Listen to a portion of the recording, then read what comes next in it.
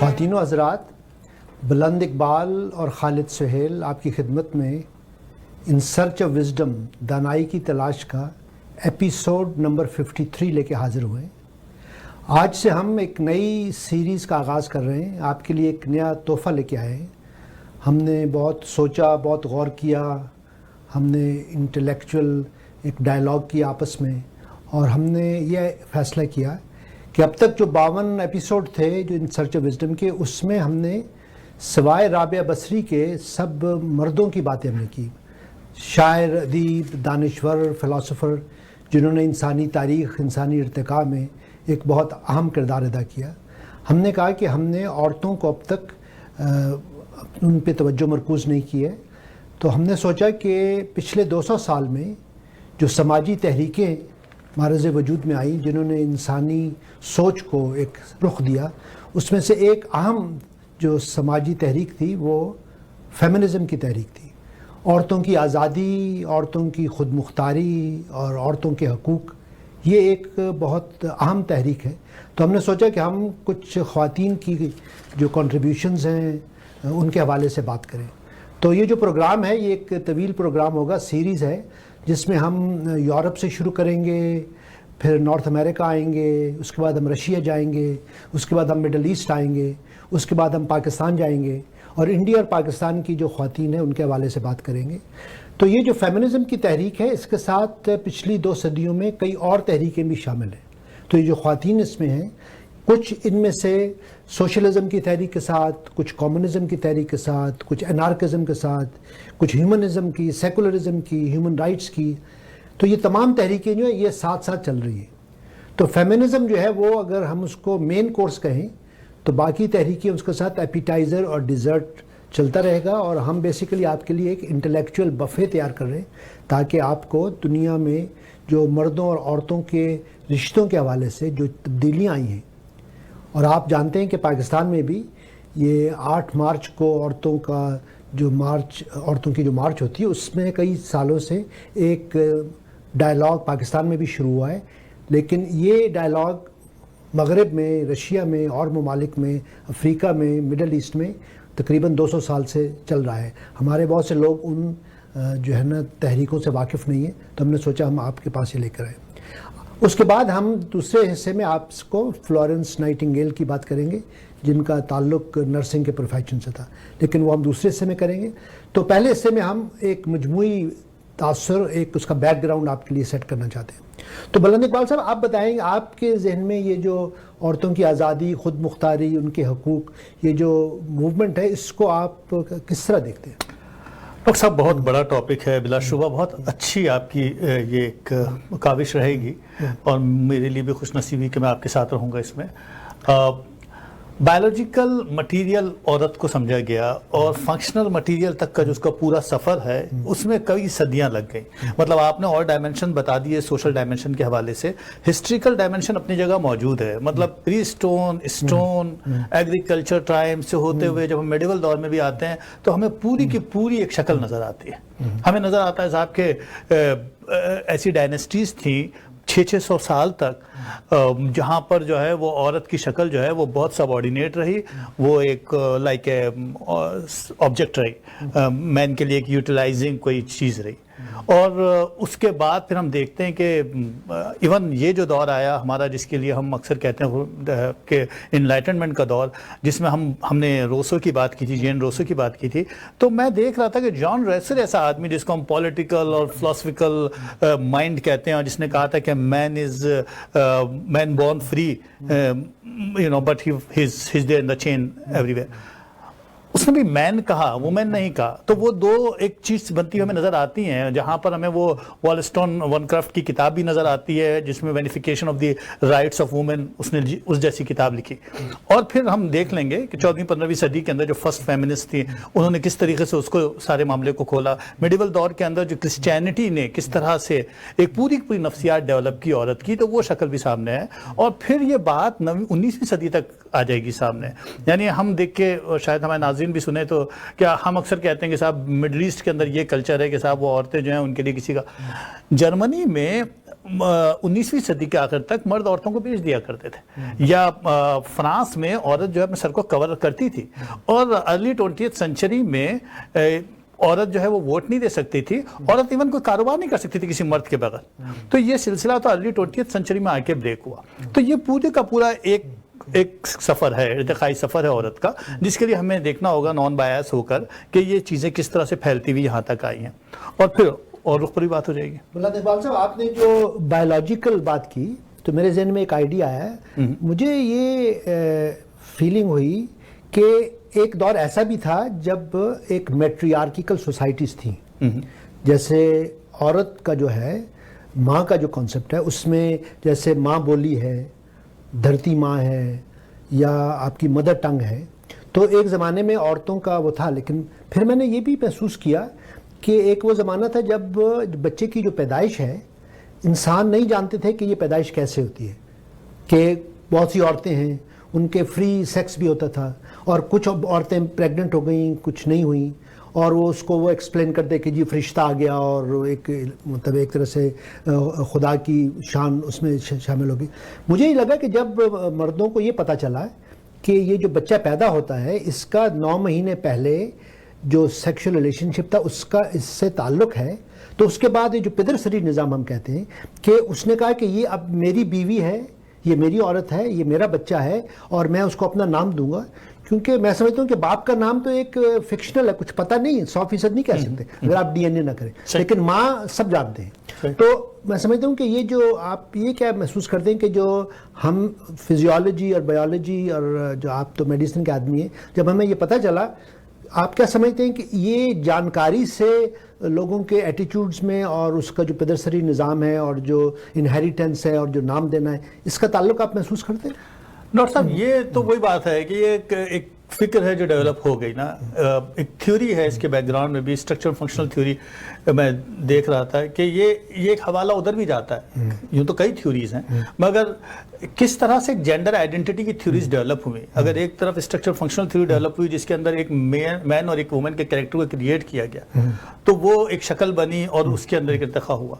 तो दूसरी तरफ फिर और भी थ्योरी सामने आई जिसके अंदर इन जनरल लाइक किस तरीके से आउटलुक से हम एक जेंडर आइडेंटिटी क्रिएट करते हैं, और फिर उसके बाद नेक्स्ट स्टेप आया, और उसमें फिर जो कुछ भी तमाम चीज़ें इन्वॉल्व होती चली गई। ऑफ कोर्स उसके कई एस्पेक्ट शामिल हुए। जहाँ तक एक बाप का तारुफ है, वो पैट्रियार्कल सोसाइटी का एक शक्ल तो बनती है, वो शक्ल यहाँ पर भी रही, मगर अब यहाँ पर उस तरह से तो नहीं है कि लास्ट नेम जो है वो मदर का है। तो दैट्स अ डिफरेंट थिंग के साथ क्या ये एक मैट्रियार्कल सोसाइटी। मगर सवाल ये पैदा होता है कि इस पूरी मूवमेंट के दौरान जो चीजें बनकर आई हैं उससे क्या वाकई औरत का एक शक्ल सिक्योर हुई, या मैं इसके आगे भी बात करना चाहूंगा कि उसके बाद की क्या शक्ल सामने आई पोस्ट फेमिनिज्म के अंदर। क्या वो हमारी सोसाइटी में आमतौर पर इस पर ऑब्जेक्शन होता है कि क्या वो चीजें एक्सीड कर गई बॉर्डर से। क्या आपको ऐसा लगता है कि हमने हुदूद क्रॉस कर ली? क्योंकि हमारी सोसाइटी में कई एक चीज़ें हैं जो बड़ी कंट्रोवर्शियल, फॉर एग्जांपल जैसे औरत मार्च हुआ तो उसमें हमारे यहाँ तो खैर कई एक बातें हैं, उसकी वजह है हम जानते हैं। जैसे कि लिबरलिज्म है, हम जानते हैं कि लिबरलिज्म का मतलब लिबर्टी से है, इंसाफ से है, जस्टिस से है, लेकिन हम लिबरलिज्म को ज़्यादा दूसरे मायने में लेते हैं, हम उसको कुछ बुरे मायने में लेते हैं। इसी तरह हम मॉडर्निज्म को समझते हैं कि कोई चीज़ फहाशी है औरतों की, हालांकि मॉडर्निज्म ही था जिसने फ्रांस का इनकलाब लेकर आया था। वो जदीद सोच थी जिसने अमेरिका में एक नई शक्ल लेकर आया, जिसने एक जदीद साइंटिफिक फिगर डेवलप की। लेकिन हमने उस मॉडर्निज्म को मगरबी अंदाज से ले लिया और एक दूसरी शक्ल बना ली। तो उसको भी हमें थोड़ा बहुत देखना पड़ेगा कि वो कौन सी हमारी इनसिक्योरिटीज हैं कंपेरेटिवली, कि हम क्यों इतने इनसिक्योर हैं इस पूरी मूवमेंट से। तो 2-3 चीजें हैं। एक तो ये बात भी कि जेंडर आइडेंटिटी के ऊपर हम बात कर लेंगे, बल्कि कई एक सवाल मेरे जहन में है नफ्सियात के हवाले से, मैं चाहूंगा कि आप उनमें खोलें। दूसरी बात ये भी कि हमारी सोसाइटी की अपनी इनसिक्योरिटीज क्या है, क्या वजह है कि हम उसे एक वेस्टर्न मूवमेंट ही समझ रहे हैं, हम उसको एक ह्यूमन मूवमेंट नहीं समझ रहे। तो ये एक बहुत बड़ा सवाल है, क्योंकि ये मूवमेंट आज آج کی نہیں ہے, یہ پری اسٹون کے دور کی موومنٹ ہے, اور آئی مین اسٹون دور سے چل رہا ہے. عورت اپنے لیے کس طرح سیکیور کری, عورت ایز اے بایولوجیکل ایلیمنٹ اس لیول تک کس طرح سے پہنچی ہے, اور اس کے اندر بہت سے اسٹیپس آئے ہیں عورت کے کہ کیوں عورت ایک کونے میں دھکیلتی چلے گی. اور تیسری طرف یہ بات بھی امپورٹنٹ ہے کہ پوسٹ فیمنزم, یعنی جب ہم یہ ڈسکس کر لیں گے, ہم فیمنزم کی نہ صرف 19ویں صدی تک ہم بات کریں گے, بلکہ ہم دیکھیں گے کہ پہلی, دوسری, تیسری, چوتھی وائبریشن جو آئی اس کے اندر کن کن چیزوں کو, پولیٹیکل, سوشل, کلچر چیزوں کو اگر عورت نے سیکیور کیا, تو اس کے بعد آج جو عورت جہاں کھڑی ہوئی ہے اس کے کیا نقصانات ہوئے یا فائدے ہوئے, تو اس پر بھی ہم بات کر لیں گے. بہت بہت شکریہ بلند اقبال صاحب. اب ہم آہستہ آہستہ جو جدید دور ہے کہ یہ 19ویں 20ویں صدی کا, میں سمجھتا ہوں کہ اس میں عورتوں کو یہ احساس ہوا, مجھے لگا اوور آل, کہ مردوں نے ہماری ذات کو, ہماری شخصیت کو, ہمارے مطلب گھر کے اندر چاہے زندگی ہو, باہر کی جو زندگی ہے, جو سماجی زندگی ہے, جو سیاسی زندگی ہے, جو ان کی رومانوی زندگی ہے, اس کو مردوں نے کنٹرول کیا. ایک احساس ڈیولپ ہوا کہ چاہے وہ باپ ہو, چاہے وہ بھائی ہو, چاہے وہ شوہر ہو, چاہے وہ بیٹا ہو, انہوں نے جب عورتوں نے کو یہ محسوس ہوا تو انہوں نے اپنے جیسے پر پھیلائے اور اڑنے کی کوشش کی. تو اب اس سے پہلے کہ ہم بریک لیں, تو آپ پچھلی 2 صدیوں میں کیا محسوس کرتے ہیں کہ یہ جو عورتوں کی اویئرنیس ہے اس میں بعض یہ سمجھتے ہیں کہ یہ مردوں کے خلاف ہے. تو یہ 2 موومنٹس, ایک کہتے ہیں جیسے اینٹی مین ہے, ایک کہتے ہیں ہمیں مردوں سے کوئی تعلق نہیں, ہم نے اپنی آزادی اپنی. تو آپ یہ اینٹی مین اور عورتوں کی آزادی اور لبریشن, اس حوالے سے آپ کیا محسوس کرتے ہیں؟ فیمنزم ایک یہ طے بھی ہو جائے معاملہ کہ اٹس اونلی فار وومن, اور فیمنزم ایک آدمی کے لیے بھی ہو سکتی ہے بات, یعنی کہ آدمی, کیونکہ جینڈر پوائنٹ آف ویو سے اگر دیکھیں تو ایک تیسری جین بھی ہے بغل کے سوسائٹی کے اندر, اس جینڈر کے اپنے رائٹس بھی ہوں گے, لیکن دوسری جینڈر کی ہم بات کر رہے ہیں جس کو ہم دوسری کہہ رہے ہیں, جو کہ دوسری ہے کہ نہیں ہے, کیونکہ وی آر جسٹ جینڈر. تو وہ بات بالکل آپ کی درست ہے کہ جو پہلی لیئر آئی 20ویں صدی کے شروع میں, اور جس کے اندر ووٹ کے لیے پرابلم سالو ہوا امریکہ اور انگلینڈ میں خاص طور پر, اور ایک شکل بنی کہ عورت ووٹ دینے کے لائق ہوئی ہے, 19 امینڈمنٹ آئی برٹش, اور اس میں یہ چیز شامل ہو گئی. اور پھر اس کے بعد ہم جب دیکھتے ہیں کہ 1950 اور 60 کے درمیان سیکنڈ وائبریشن آتی ہے, اس میں ہم دیکھتے ہیں کہ صاحب پولیٹیکل اور سوشل اسٹرکچر پر بات کرتی ہیں خواتین اور باہر آ جاتی ہیں. پھر وہی نسل 1990 میں ہمیں تیسری وائبریشن جو 50 اور 60 میں پیدا ہوئی تھی وہ نظر آتی ہے کہ صاحب کچھ چیزیں پیچھے رہ گئی تھی, تو وہاں سے پھر ہمیں 2-3 تھیوریز بنتی ہوئی نظر آتی ہیں, لبرل کی, اور جس کو ہم کہتے ہیں ریڈیکل, ایک پوری تھیوری نظر آتی ہے, اور ایک کلچر تھیوری, ایک سوشل تھیوری نظر آتی ہے. اور پھر ہم یہ چوتھی وائبریشن اب دیکھتے ہیں جو 1912 کے آس پاس آئی, جس کے اندر انہوں نے بات کی سیکچول ہیراسمنٹ کے اوپر, یا جو کچھ بھی سوشل کرائسس ہے اس کے اوپر, اور جس کے اوپر پاکستان میں جو کچھ بھی ری ایکشن آیا اور جس طریقے سے لیا گیا کہ اس کو. اب رہی آپ کا سوال کے ساتھ کہ کیا یہ شکل جو ہے اینٹی مین تھی, یہ اینٹی مین اس لیے ہے کیونکہ ہمارا سوچنے کا انداز اس طرح سے ہے. یہ بات جو ریڈیکل ایک فیمنسٹ تھیوری ہے وہ یہی ہے کہ آپ کو ریفارم کرنا پڑے گا پورے کے پورے نفسیاتی اسٹرکچر کو. اور پاکستان اور ہندوستان, یا میں خاص طور پر ریلیجن کے حوالے سے بات کروں گا کہ ریلیجن کی جو پیدا کی ہوئی پوری شکل ہے وہ بہت امپورٹنٹ ہے, کیونکہ اس کے اندر پھر سوال بہت سخت آئیں گے, اور مجھے یقین ہے کہ ناظرین اس پر ڈسکشن کو میں تو سمجھتا ہوں اپریشیٹ کریں گے, کیونکہ پھر ہمیں کئی جگہوں پہ جانا پڑے گا, اور وہ بڑی کمزور مقامات ہیں. ہمیں ابراہیمک ریلیجن کی اس کانسیپٹ کو بھی ٹچ کرنا پڑے گا کہ ایف کا کانسیپٹ جو ہے وہ کہاں سے عورت کو سائیکولوجیکل ویک کر رہا ہے, مرد کی ریڑھ کی ہڈی سے پیدا کرنے کا کانسیپٹ عورت کو کہاں سے توڑ رہا ہے, اور وہ سب کچھ کہ کس طریقے سے جب سینٹ پال نے کہہ دیا, سینٹ جان نے, میرے خیال سینٹ پال نے کہہ دیا کہ جس طرح سے جیسس جو ہے وہ فادر ہیں چرچز کے, ویسے ہی ہسبینڈ جو ہے وہ فادر ہے, یا he is a chief of, he is the not the father, he is the person of wife. تو وہ جو کنٹرولنگ اتھارٹی کے ڈیولپمنٹ کا پورا کانسیپٹ مطلب ریلیجن سے آ رہا ہے, اس پر جگہ جگہ بحث ہوگی, اور میں سمجھتا ہوں کہ وہ ہونی چاہیے. نوازش. تو یہاں خواتین حضرات ہم بریک لیتے ہیں. یہ ہم نے ایک آپ کے لیے بیک گراؤنڈ تیار کیا. اب دوسرے حصے میں ہم فلورنس نائٹنگیل کے بارے میں, ان کی شخصیت, ان کی خدمات اور ان کے افکار کے بارے میں کریں گے. تو یہاں ہم چھوٹا سا بریک لیتے ہیں.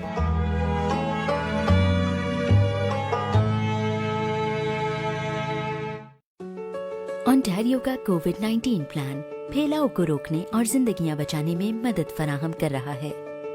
جب تک ہم سب کو ویکسین نہیں لگ جاتی, ماسک پہنیں, اپنے ہاتھ دھوئیں اور فاصلہ رکھیں. हम अब तक इकट्ठे चलते रहे हैं और पूरे ओंटारियो में रोजाना हजारों लोग वैक्सीन लगवा रहे हैं। आपकी बारी जल्द आने वाली है। ओंटारियो के वैक्सीन प्लान के बारे में मजीद जानिए। अदायगी शुदा मिन जानिब हुकूमत Ontario. This past year, we've learned what really matters in our lives. And what government does or doesn't do also matters. We've seen bad choices with devastating consequences.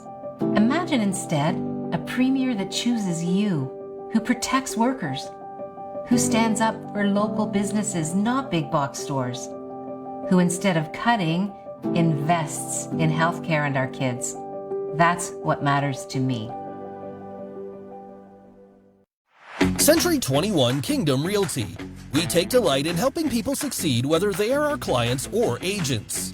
Worldwide recognized brand, game-changing technology, state-of-the-art marketing, industry-leading training, stunning office, great location, great commission splits, first access to pre-construction projects. If you want to be even more successful in your real estate career, join the Century 21 Kingdom Realty.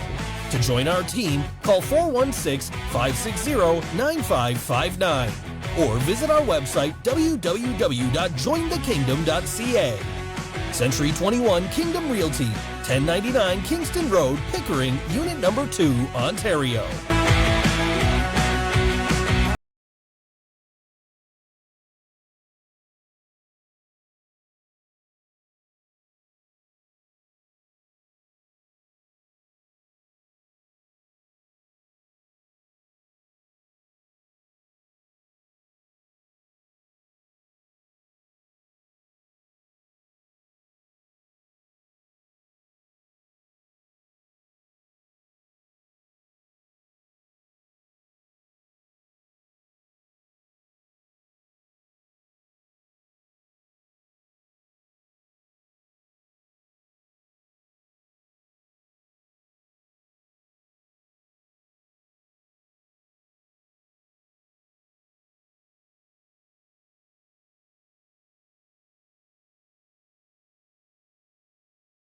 Your kid's life is already in motion, but if distracted or disengaged at school, each day takes her farther away from her goals. At Sylvan, we create a personalized plan for your child with our in-depth assessment. Our certified teachers use a technology-based approach, so your child not only catches up, but gets ahead of the game. And now you can also help your child push the edge with Sylvan Edge. Our exciting hands-on STEM courses bring science, technology, engineering, and math together in exciting new ways. सिल्वन learning centre, आपके बच्चों का कामयाब मुस्तकबिल ही है हमारी पहचान। हमसे रब्ता करें at 905-814-8177, Monday to Friday 12 p.m. to 8 p.m. and Saturday 10 a.m. to 2 p.m. Are you suffering from depression and not able to work? Has your LTD claim been denied? You need a team of experienced disability lawyers who can fight for your rights and get the justice. And remember, you do not pay anything unless we win. Alam Law, your trusted disability lawyers. Meet Kamran Qureshi. Kamran is an expert in providing personalized advices in the field of mortgage services. He can assist in dealing with purchase transactions, all refinance and equity takeouts, financing for primary or investment properties, transfer from other lenders, debt consolidation. Kamran has been providing mortgage services to the community for the last 17 years. Simply get in touch with the expert to arrange a meeting that works for you.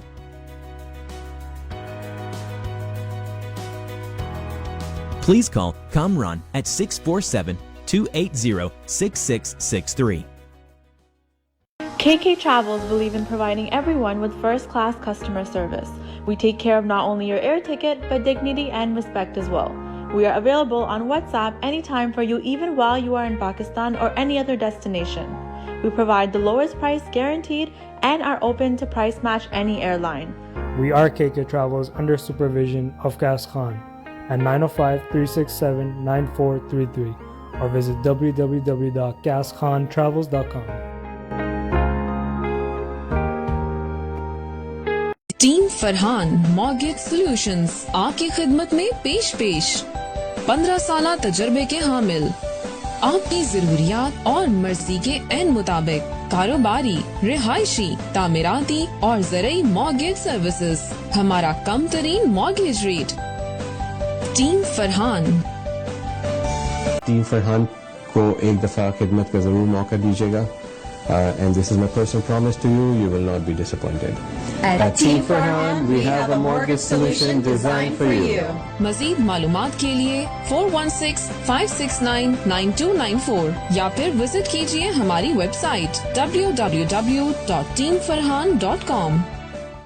Air wings travel and tours north America की सबसे बाएतमाद और fastest air travel services. 25 साल का तजर्बा लिए लातादाद affordable travel deals के साथ excellence in customer services on just one phone call. ये है air wings travel and tours. For booking call now 1855-247-9464 और 905-272-2300। Air wings travel and tours. Was your family or business prepared for this financial crisis? Want to learn how I prepare my clients with the essential financial planning pyramid for any financial crisis come their way? Hello, this is Zahid Sayed from Arooj Financial. For your complimentary Zoom or Skype meeting, call my office at 905-624-0008 or visit aroojfinancial.com.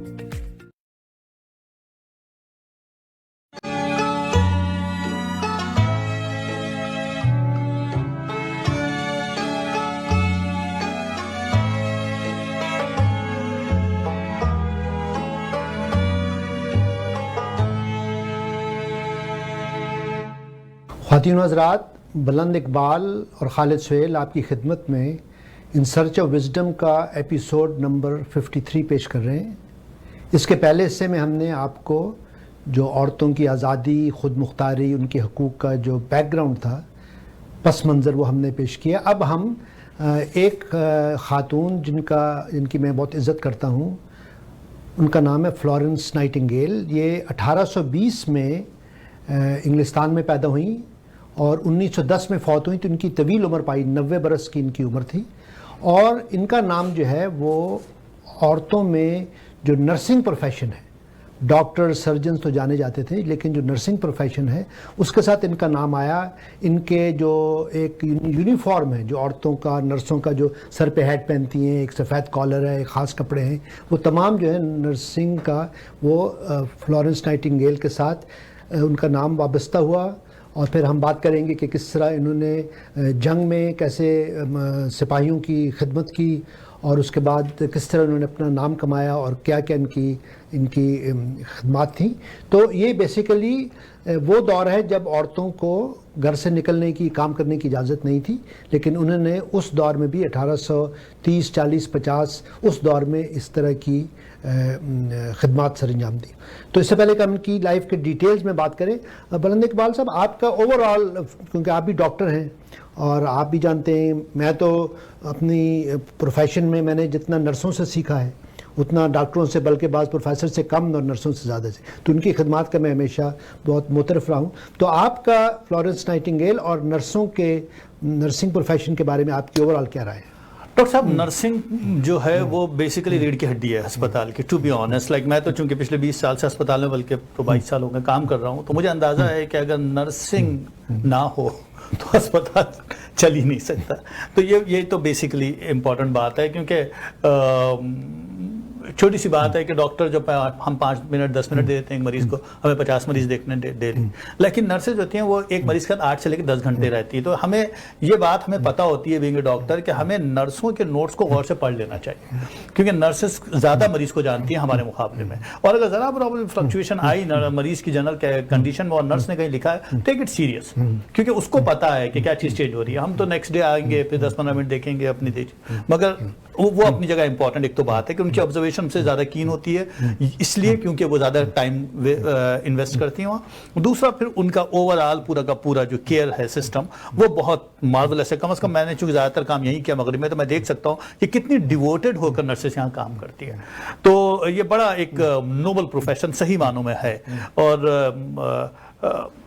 اس لیے اس کو تو ہم کسی لحاظ سے نظر انداز نہیں کر سکتے. نائٹنگل کے حوالے سے میں ضرور ایک بات کہوں گا کہ نائٹنگل نے جو ایک ڈفرینٹ جو ایک ڈائمنشن کریٹ کیا, انہوں نے ہاسپٹل کا اسٹرکچر ہی چینج کر دیا. ہم بات کر لیں گے اس کے اوپر جب آپ بات شروع کریں گے کہ کس رخ سے گئیں وہ اور کیا چیز انہوں نے ایسی ڈیولپ کی جس پر اس زمانے میں خصوصاً ویسی نظر نہیں تھی. وہ ایک بڑی جدید بات ہے.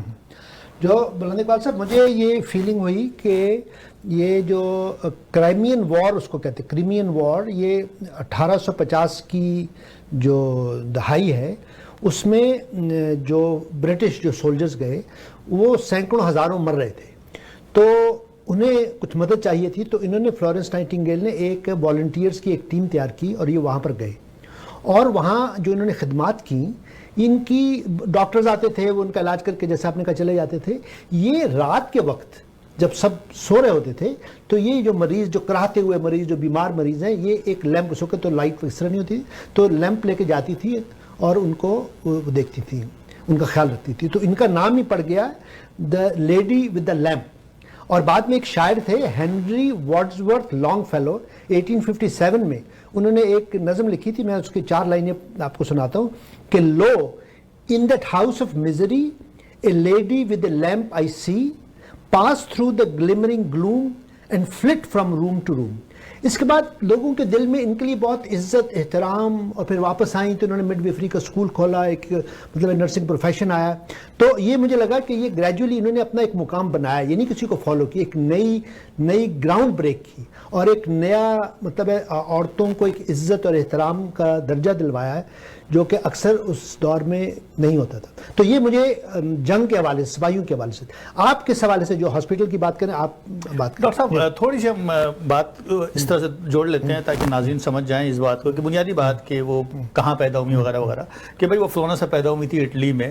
میں ان کے بیک گراؤنڈ کو اس لیے امپورٹنس دے رہا ہوں کیونکہ یہ بڑی امیر خاندان کی اور اپر سوشل کلاس کی فیملی کی تھی. والد ان کے بڑے مرچنٹ تھے اور والدہ ان کی ذرا سوشل قسم کی خاتون تھیں اور چاہتی تھی کہ بیٹی کو بھی اسی شکل میں دیکھیں. لیکن بیٹی جب 16 سال کی ہوئی تو she just said no, میں بہت زیادہ اپنے میں آپ رہنے لگی, اور انہوں نے کہا کہ صاحب میں نرسنگ کو پرائرٹی دوں گی, جس پر پیرنٹس خوش نہیں تھے. مگر یہ لندن آ گئیں اور وہاں آ کر انہوں نے اسکول جوائن کر لیا, Middlesex school, hospital join کیا اور وہاں پر کام شروع کیا, اور نیکسٹ ایئر ان کو سپروائزر وغیرہ بنا دیا گیا. جو کیریبین وار کا آپ نے تذکرہ کیا نا, کیریبین وار ہوئی تھی جیسا آپ نے فرمایا 1953-56 کے درمیان, 1853 سوری 1853 سے 1856 کے دوران بٹوین اپنے انگلینڈ اینڈ رشیا, اور ان کے ساتھ آٹومن امپائر بھی تھے انگلینڈ کے ساتھ, اور فرانس بھی تھا. اس میں 18,000 ان کے سپاہی جو ہے بلیک سی کے آس پاس جو ملٹری ہاسپٹلس تھے اس کے اندر گئے, اور وہاں پر جو کچھ بھی ان کا حشر ہوا. اور یہ خاتون صرف 35 نرسز کے ساتھ وہاں گئی, جبکہ اس زمانے میں نرسز جو ہے اس طرح سروسز نہیں پرووائڈ کرتی تھی. اور شاید اس وقت ڈیفنس کے جو سیکریٹری تھے ہیلتھ, انہوں نے کہا اور یہ چلے گئے. اور وہاں جا کر انہوں نے ایک اور بات بتائی. انہوں نے کہا, کیونکہ انہوں نے اسٹیٹسٹکس پہ کام کیا, اسٹیٹسٹیشین بھی تھی, انہوں نے بتایا کہ 2/3 جو زخمی لوگ ہیں وہ بیٹل کی وجہ سے نہیں ہوئے, وہ کنٹامینیشن کی وجہ سے ہوئے, وہ انفیکشن کی اسپریڈ کی وجہ سے ہوئے. تو انہوں نے یہ نیا سسٹم جنریٹ کیا, انہوں نے اس کے روف, اس کے فلورز پہ کام کیا. اب یہ ایک نرس سے ایکسپیکٹ نہیں کیا جا سکتا تھا کہ وہ ہاسپٹل کے اسٹرکچر کو چینج کر دیں. انہوں نے اس کے اوپر سیریسلی کام کیا کہ کسی طریقے سے انفیکشن اسپریڈ نہ کرے, کیونکہ وونڈز کھلے ہوئے ہیں, انفیکشن کی اسپریڈ ہونے کا چانس ہے. تو وہ جو ایک کانسیپٹ سینیٹیشن کے حوالے سے لے کر آئی, that was a new concept اس ہاسپٹل میں بھی, اور پہلے بھی اس پہ کام کر رہی تھی. پھر اور بھی نئی چیزیں, لائبریری کا کریٹ کرنا ہاسپٹل میں جس کا کوئی کانسیپٹ نہیں تھا پہلے, یا اسی طرح لانڈری کے حوالے سے کہ بھائی یہ جو کپڑے پہنتے ہیں مریض کے, تو وہ ایک نئی شکل تھی جس کی وجہ سے ڈیتھ ریٹ سڈنلی ڈراپ ہو گیا. اور خاصے برٹش آرمیز جو ہیں بچے ان خاتون کی وجہ سے, ان کی نرسز کی ٹیم کی وجہ سے. بلکہ ایک ریسرچ میں نے پڑھا کہ پہلے ان کے جانے سے پہلے 42% جو مورٹیلٹی ریٹ تھا, جو بیمار ہوتے تھے, ان کو انہوں نے گھٹاتے 42% سے 2% پہ. مطلب ہے کہ اتنا کم, مطلب ہے کہ تو آپ کی بات صحیح ہے کہ یہ نرس تو تھیں, لیکن اس کے بعد مجھے ہی لگتا ہے کہ یہ ایک جیسے نا ایک سوچ والا, فکر والا, غور کرنے والا, جیسے ایک تدبر کرنے والا ہے, ایک دانشور. اچھا, مجھے ساتھ ساتھ اب تھوڑی سی ایک لائٹ ہارٹڈ بھی بات کر لوں کہ یہ چونکہ بہت ینگ تھیں اور بہت انٹیلیجنٹ تھیں, تو ان کو رشتے آنے شروع ہو گئے. ہاں, ایک رشتہ آیا, پھر دوسرا آیا, پھر تیسرا آیا, چوتھا رشتہ آیا. لیکن انہوں نے کہا کہ نہیں, اگر مجھے اپنے خواب کو شرمندہ تعبیر کرنا ہے تو مجھے شادی نہیں کرنی, مجھے بچے پیدا نہیں کرنے, مجھے فیملی نہیں کرنی. میں بعض دفعہ سوچتا ہوں کہ یہ جو سسٹرز ہمارے یہاں کہتے ہیں کہ جو ننز ہیں, میں سمجھتا, مجھے نہیں پتا کہ یہ کیا فلورنس نائٹنگیل کی سوچ کو انہوں نے آگے بڑھایا ہے کہ جو نرس ہے وہ شادی نہیں کرے گی, بچے پیدا نہیں کرے گی, یا اس کا کوئی اور اس کی تعبیر ہے. لیکن بہرحال ان کی جو ڈیڈیکیشن ہے, ان کی جو کمٹمنٹ ہے, وہ میں سمجھتا. پھر انہوں نے کچھ لکھا, نوٹس آن نرسنگ, ان کی 1859 میں ایک کتاب آئی, اور پھر انہوں نے آ کے ہاسپٹل میں ایک نرسنگ اسکول, مڈ ویفری اسکول بنایا, اور ہوتے ہوتے یہ ایک بیسیکلی ایک سمبل بن گئی نرس کا.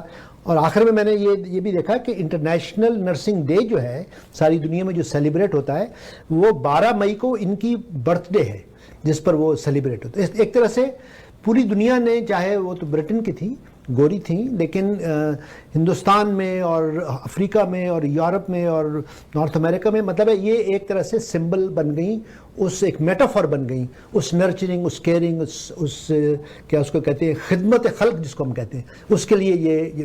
تو آپ کو ان کی شخصیت میں اور کیا چیز اسٹرائک کی؟ ڈاکٹر صاحب یہ بہت بڑی بات ہے کہ ڈیووٹیڈ تھیں خاتون, اور یہ صرف وہی والی بات کہ صرف اور صرف ایک پرٹیکولر پروفیشن کو اس لیے نہیں لیا انہوں نے کہ صاحب وہ میں دیکھ رہا تھا کہ جب 16 سال کی عمر میں ایک لڑکی جو فلینٹوتھراپی میں انٹرسٹڈ ہے کہ میں ویلفیئر کرنا چاہتی ہوں میں, اور فیملی ان کے اگینسٹ ہو جاتی ہے, اور رشتے جیسے آپ نے فرمایا کہ ان کو اپنی سوشل کلاس کے رشتے آ رہے ہیں, وہ انکار کر رہی ہیں, اور یہ اس رخ پہ چلی جاتی ہیں, اور بعد میں بھی جب واپس آتی ہیں اور بالکل رائل ان کا قسم کا بہت ہی, جب 3 سال کے بعد جنگ ختم ہوئی اور اس کے بعد جب واپس آئیں تو بہت اچھا استقبال ہوا ایک ہیرو کی طرح, اور ان کو پتہ نہیں $2.5 لاکھ گورنمنٹ نے دیے, تو انہوں نے سینٹ تھامس ہاسپٹل بنا دیا, نرسنگ انسٹیٹیوٹ بنا دیا. وہ یہ پرسنالٹی الگ شکل کی ہے, یہ اٹس ناٹ لائک کہ وہ اسٹیریوٹائپ قسم کی بات ہے, یہ ایک مختلف لوگ ہیں جنہوں نے تاریخ رقم کر دی. تو ایک بات جو مجھے فیل ہوئی, جو ان کی میں نے جو بایوگرافی بھی ہم نے پڑھی, یہ کسی نے فلورنس نائٹنگیل کی, اینا ریول نے ایک بایوگرافی لکھی. ایک اور بات مجھے بلند اقبال صاحب لگی کہ یہ جب واپس آئیں تو چند مہینوں کے لیے یہ انہوں نے وڈرا کر لیا, یہ ملنا جلنا بند کر دیا, حالانکہ ان کو ایوارڈ وغیرہ مل رہے تھے. اور اب مجھے ایسے محسوس ہوتا ہے کہ شاید ان کو ایک چند مہینوں کا PTSD جس کو اب ہم کہتے ہیں post traumatic stress dis order, یہ ڈپریشن اور اس میلنکھولیا میں گزری, لیکن پھر اس سے ریکور ہو گئی, اور اس کے بعد پھر انہوں نے اپنی جو خدمات اور اپنے کام شروع کر دیا. تو ہم پروگرام کے آخر میں جا رہے ہیں, تو اب 1-2 لائٹ ہارٹڈ باتیں میں خواتین و حضرات, اب آپ کو شاید اندازہ نہیں, لیکن ہمارے لیے اور اسٹوڈیو کے لیے اور کینیڈا کے لیے اور ان سرچ آف وزڈم کے لیے یہ بہت خوشی کی بات ہے.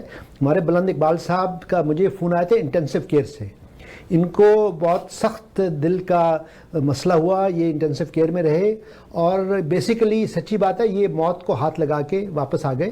یہ ہماری خوش قسمتی ہے کہ یہ صحت یاب ہو گئے. اب دیکھیں حشاش بشاش اور جوان ہی کیا نوجوان ہیں. میں ان کو کہتا ہوں اب نیا دل ہے, تو نئے دل کے ساتھ کوئی نیا جذبہ اور نیا شوق, تو میں پھر یہ پروگرام ان کے لیے لے کر چلا گیا. تو آپ ناظرین اور ہمارے سامعین کو بتا دیں کہ اب آپ کی صحت, تاکہ ان کی تسلی ہو جائے, آپ کی کیسی صحت ہے؟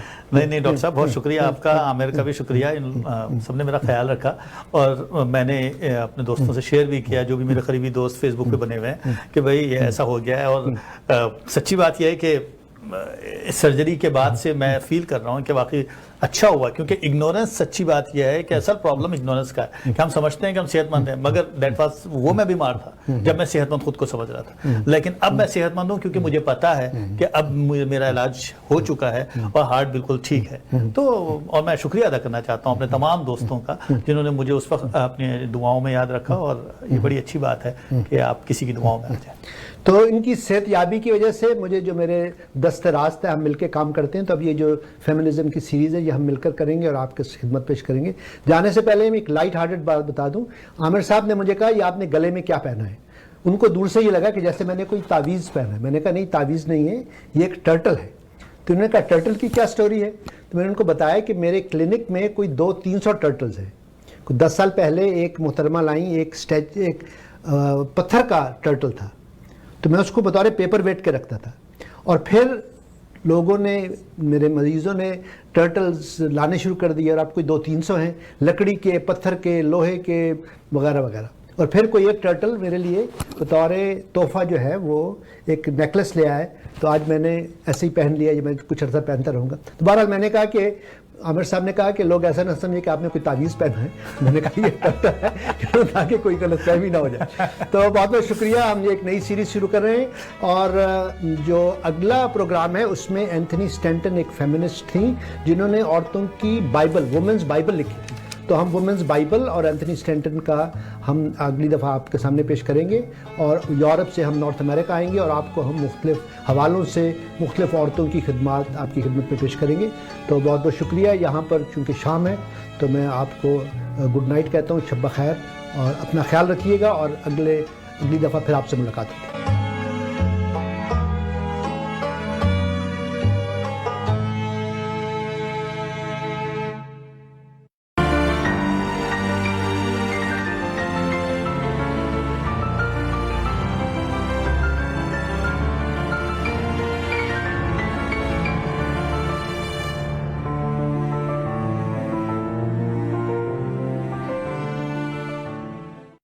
بینک آف پنجاب لایا پاکستان کا پہلا مکمل فری روشن ڈیجیٹل اکاؤنٹ جس سے آپ کو موبائل ایپ دنیا بھر میں ڈیبٹ کارڈ کی فری ڈیلیوری اور بنا چارجز کے استعمال کی سہولت. نیا پاکستان سرٹیفکیٹ, اسٹاک مارکیٹ میں انویسٹمنٹ کا موقع, آٹو لون اور آن لائن یوٹیلیٹی بلز جیسی بے شمار سہولیات. ابھی www.bop.com.pk پر آن لائن روشن ڈیجیٹل اکاؤنٹ فارم فل کیجیے اور پائیے ایکسلنس یونٹ کے ذریعے 24 گھنٹے dedicated services. Bank of Punjab, رکھے ہر فرد کا خیال. وقت کے ساتھ ساتھ ہر چیز کی قیمت بڑھتی ہے مگر کامیاب ہے صرف وہ لوگ جو اس کی گھن گرج کو سمجھتے ہیں. تو ملیے ریئل اسٹیٹ مارکیٹ کے experienced real estate professional Wajid Malik سے. جی ٹی اے میں ریئل اسٹیٹ مارکیٹ کے ہر انداز سے واقف. آپ فرسٹ ٹائم بائر ہیں یا ایگزسٹنگ اونر جو گھر خریدنا یا بیچنا چاہتے ہیں, contact now Wajid Malik at 416-827